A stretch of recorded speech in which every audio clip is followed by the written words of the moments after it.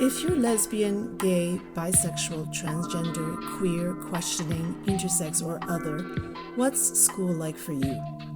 It depends. It depends on whether the principal of your school has made the environment positive about sexual and gender diversity. It depends on whether teachers are informed and feel comfortable about LGBTQI+ issues. It depends on the kind of language that gets thrown around in the hallway or in the locker room. It depends on whether sexuality education and textbooks include LGBTQI+ people and issues. I'm Clara Young, and today, to celebrate Pride Month, I talked to Jody McBrien, who is a professor in the School of International Global Studies at the University of South Florida.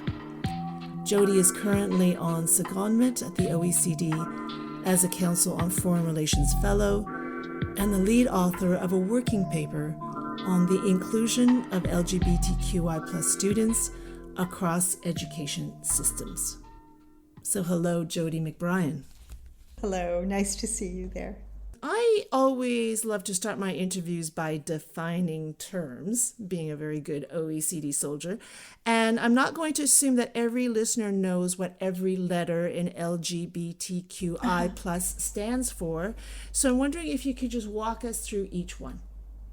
Sure, of course. LGBTQ. L is for lesbian, G, gay, bisexual, transgender, queer or questioning, intersex, and then plus is for the range of sexuality and gender identities, because there are certainly more than those that are sort of defined by letters. Okay, so thanks for that. So now that we've got that out of the way, let's turn to LGBTQI+ students in school. Now, this is a very heterogeneous population of students that we're just grouping together. So it's a difficult question, but and there aren't enough studies or data, but do we know how any particular sexual and gender minority group does academically?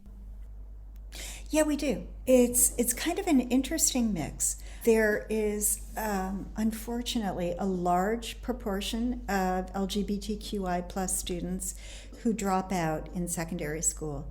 And obviously the reasons for that are because of discrimination, occasionally violence against them, fears that they have for attending school. However, those who stay the course and graduate from secondary school tend to do very well in tertiary education. Oh, that's interesting. It is very interesting. And they actually graduate in higher percentages than heterosexual students. It's very interesting. Yeah. So if you could stay the course, you actually end up doing better. Indeed. Huh. Mm-hmm. So that's according to the research. Right. Yes. I also noted this interesting piece of information in your report that intersex students in a study in Australia, they're 9 times as likely not to complete their secondary education compared to the general population. Yeah. There is very little research on intersex populations, so it's difficult to be definitive, based on one research study. However, I find it really challenging that there is so little support for intersex human beings. People born with sexual attributes for both male and female should have full support, and surprisingly, they seem to have less support than gay and lesbian people. Right.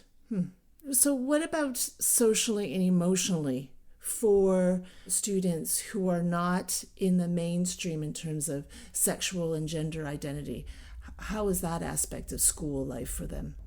Social and emotional support for LGBTQI students is a key to helping them feel welcomed and included in school and safe as well.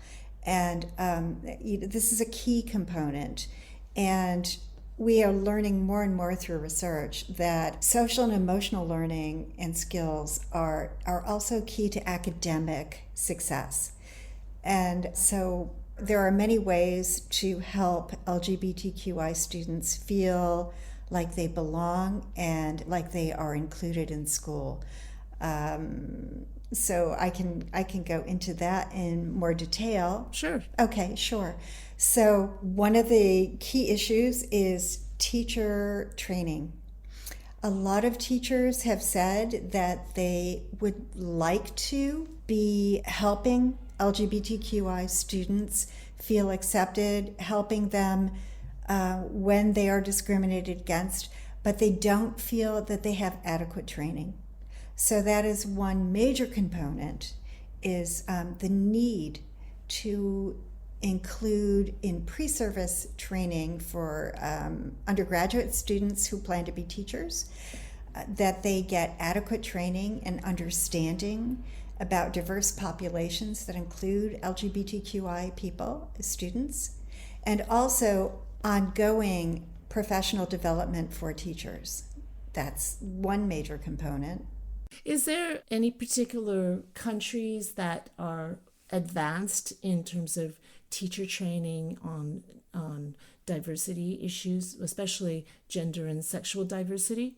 Yes, there are. I'm glad to hear that. Yes. One of the ones that I found in my research was Scotland. And Scotland has been working on this for several years. They have an inclusive education component that was just implemented a year ago. So in terms of research, the results are not yet out in terms of how successful it is going to be. However, they have been working on this for years. There's been a collaborative work between LGBTI NGOs, between them and government and family and students. And so they have come up with training materials and curriculum. They have come up with ways to certify schools such that, once they go through training and teachers go through training, the schools can be certified as LGBTIQ plus certified schools. And their goal is for all primary and secondary schools to be certified. They really plan to be the first country in the world to have all of their schools being welcoming. About teacher training, what is the top issue that really should be covered in teacher training? That's a great question. Well, I do a lot of work with diversity. Frankly, my primary work has been with refugees. And what I have learned about them is that they're highly misunderstood. And I think the same is the case with LGBTI plus students. I think sometimes people don't understand differences when groups are not part of the majority. So they need simply to be given training, given education to be able to understand that various minority groups, including LGBTQI plus individuals, need the same respect as anybody else and need to be understood. And they simply need to be given education. They also need to be given education to understand how to disrupt discriminatory actions that can occur in the classroom by other students. So you mean if there is casual, cruel remarks, that it doesn't go by unnoticed or unremarked, that they stop that? Absolutely. Just one example, this happens all the time when a student will say, "Oh, that's so gay." And what they're actually saying is, "That's stupid." And to use the word gay to mean that's stupid is saying that somebody that's gay is derogatory. Right, absolutely. They need to realize what they're saying. And teachers need to realize that when they hear that, they need to stop it. Also, what is there particularly about mental health issues that teachers and school leaders should understand? Absolutely. LGBTQI students are highly at risk for suicidal ideation because of the amount of discrimination and bullying that they face sometimes on a daily basis. And the bullying can be verbal, it can be physical. And when it goes on and on and on, sadly, they are at much higher risk of suicide. This is really important for teachers and counselors to understand so that they can catch this and they can help these individuals feel that they belong, that they're important, that they're cared about. If schools have just a general anti-bullying campaign, does that suffice? Would that do the job in this situation? Research indicates no, interestingly enough. Research indicates that you have to have specifically LGBTQI plus anti-bullying rhetoric and campaigns in your schools. A generalized anti-bullying campaign has been found by research actually not to be that effective. So it has to include a discussion about LGBTQI plus anti-bullying. And what would be a salient point or two that would be different between a general anti-bullying campaign and one that is specifically anti-bullying for LGBTQI plus students? An LGBTQI plus anti-bullying campaign would help students understand gender diversity, would help them understand sexual orientation, and understand that these differences are natural, are normal, are okay, and that it is unkind, to bully somebody based on their sexual preference and the repercussions that it may have, that these actually can result in very bad mental health and even suicidal ideation for this population. Something that I think a lot of people don't probably even think about is just the everyday difficulties in everyday life in school for LGBTQI plus students. And I'm thinking about almost geographical areas in a school, like the locker room, the washroom. Some of the most dangerous places for LGBTQI students are bathrooms or toilets, very dangerous places because quite often they are unsupervised, and these are places where other students may bully them. Terrible things happen in the toilets for LGBTQI students. And quite frankly, what some of them often do is decide that they will not go. And what they do is they will choose not to drink any water. They will choose not to eat any food. They will hold it. And this actually causes physical repercussions for them. It can cause a lot of physical difficulty when you do these kinds of things. And frankly, when you do those kinds of things, it can also make it impossible to be academically ready to learn. Besides teacher training, and then we've also spoken about anti-bullying campaigns, what else is important in making education at school more inclusive? One of the things that have been really successful are gay-straight alliances. So these are student groups that are usually extracurricular, so they may be after-school groups.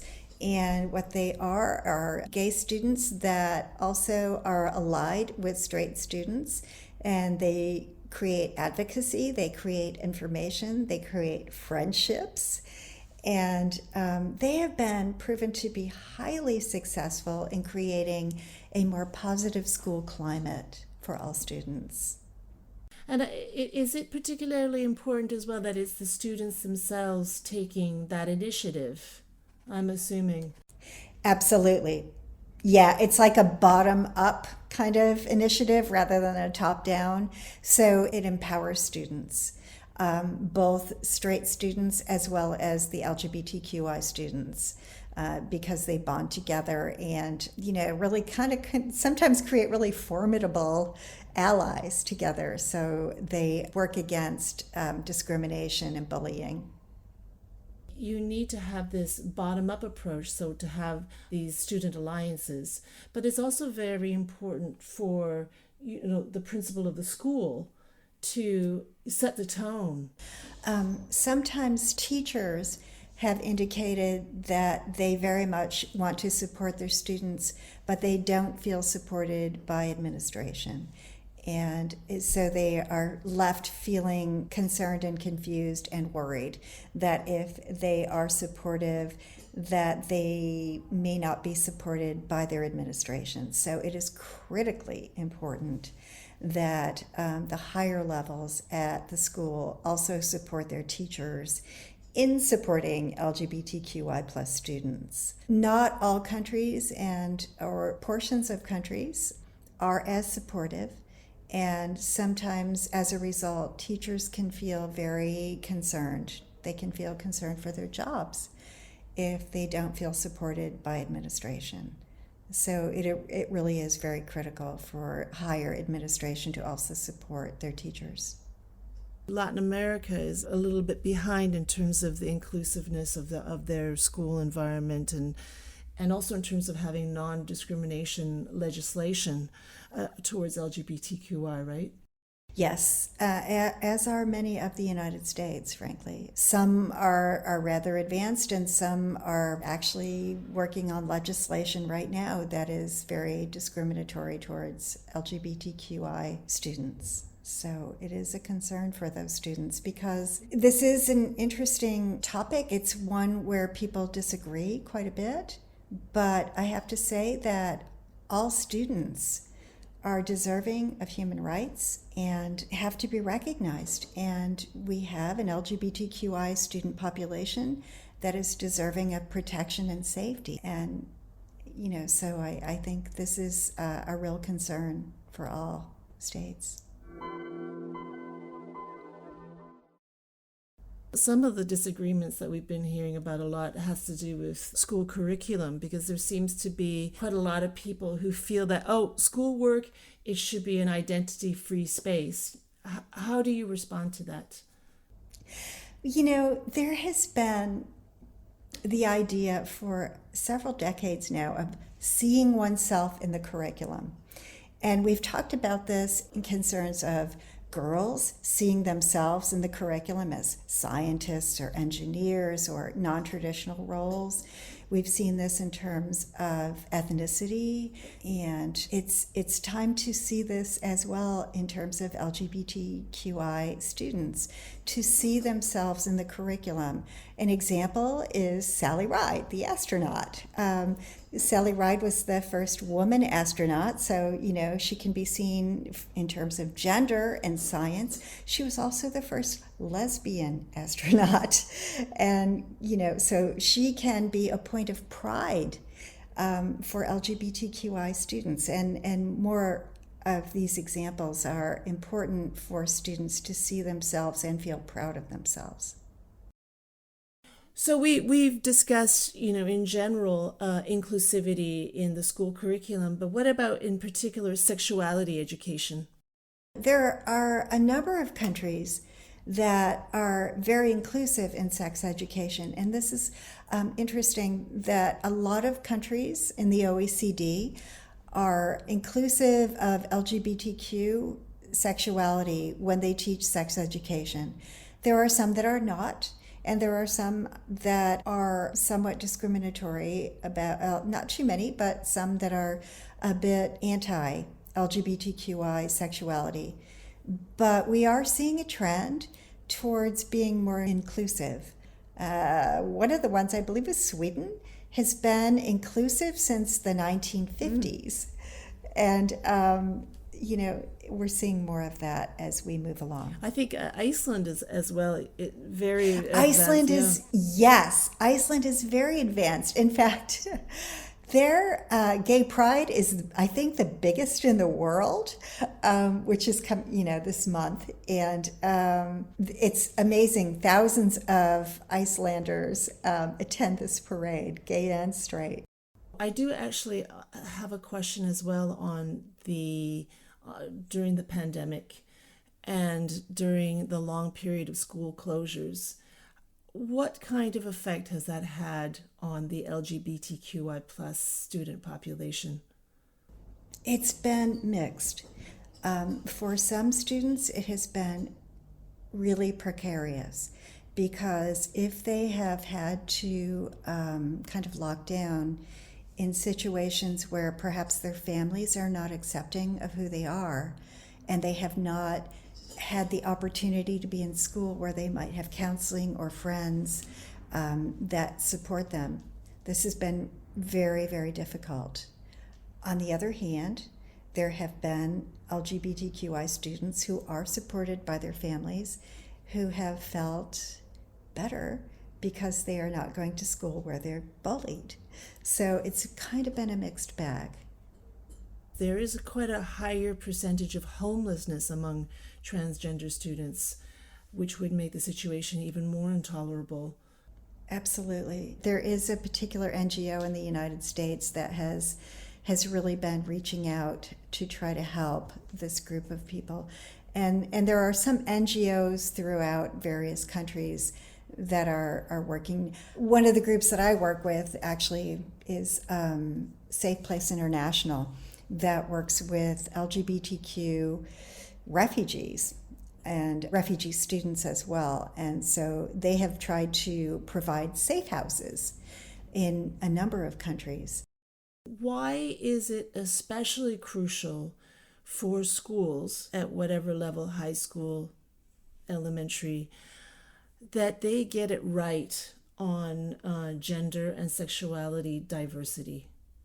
I think that the reason is that all human beings are worthy of respect and human dignity, no matter their race, ethnicity, their sexual orientation, their gender identity, and for societies to thrive and also to advance economically. We need to be accepting and understanding of a multiple array of diversity that includes LGBTQI individuals. Okay, well, thank you very much, Jody McBrien. You're very welcome. And I'm Clara Young. To find out more about the OECD's work on education, find us on Twitter. Our handle is @OECD EDU Skills.